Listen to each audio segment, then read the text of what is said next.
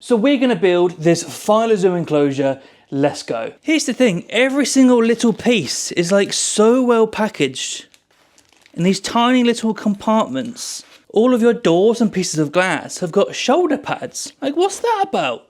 Shoulder pads. Everything that you're going to need to build this enclosure with comes in this little baggie, but I like to get organised, so we're going to get organised here. So all of these little bolts right here are going to be used to put the enclosure together. Everything in this baggie is going to be used to apply door handles to our glass doors at the end of this build. And you're going to build your entire enclosure using this one Allen key with a screwdriver on the end. So we're going to start with the base of our vivarium. Now, when you look at your base, it's very easy to identify where the front is, because on every side is a single slider for you to slide your acrylic back and sides into. But if you look at the front, if we look at the front here, there's multiple runners, one for the front door, a back door, and a substrate barrier. So it's very, very obvious which way the front is. So we're going to start by placing our front panels to the front of our vivarium. And they're really easy to tell from the back panels. One, because there is some foam inside. And two, the back panels are literally labelled as back panels.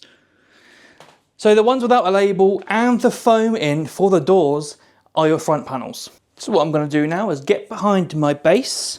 Now what we're going to do is attach our front panels. Now it's really easy to line up which one is which, because one side is singular and one side is multi-track to be the bar that the glass runs into. So the next thing I'm going to do is take one of our bolts and I'm going to feed it through the hole at the back of this vivarium.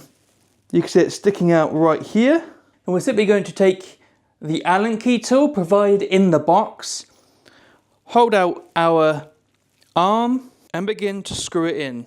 Give it a nice tighten, and our front leg, or arm should I say, the front panel, nice and secure. Now we're going to flip it. There we go. Now you'll notice I've got this leaning backwards, and the reason for that is that at the bottom we have the other arm, and I don't want to apply weight and make it bend and cause it to snap.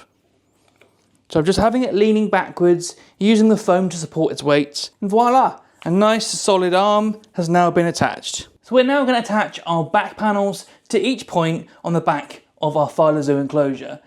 But there's one thing you have to take notice of. On the back ones, one side has little hooks, right where my finger is, and the hooked side is what faces inwards towards the back panel. Again, line it up and look for the little hook. The hook points towards the back. Gonna take our bolt, feed it through the back. One side done, shift across to the other side, and there we go. We've got all four arms on our enclosure base. And at this point, I'm going to take the back panel out. So I kept it in there because this kept it nice and secure. With the majority of the weight here now. So what I can do now is start taking the plastic cover off of our back panel. Then what we're going to do is just slide it into the runners at the top of our vivarium. And there we go. We just slide our back panel down the runners. And that's our back wall in nice and easy. Once they're peeled, again, go to your sidewall runners, one end in, and place your wall down in there. So the next thing, before we ever put our lid on, is we want to attach our wire hole accessory on the side.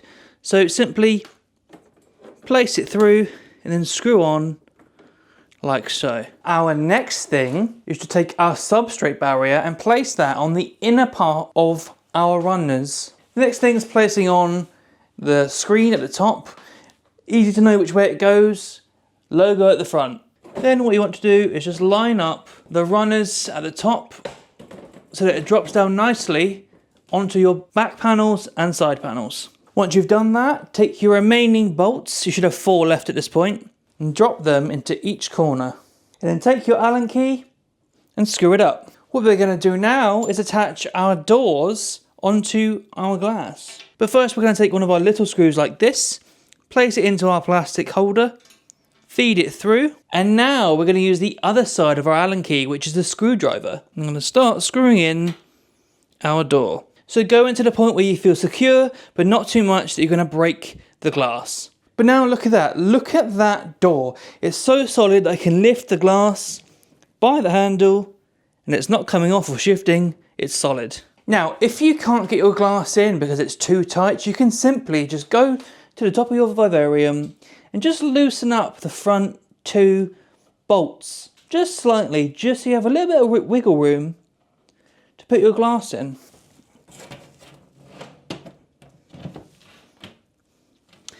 There we are. Just slide it in like that.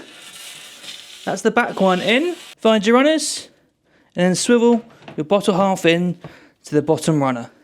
And there we go, in our vivarium. Now you can retighten nice and tight, knowing that your glass is not going to fall out.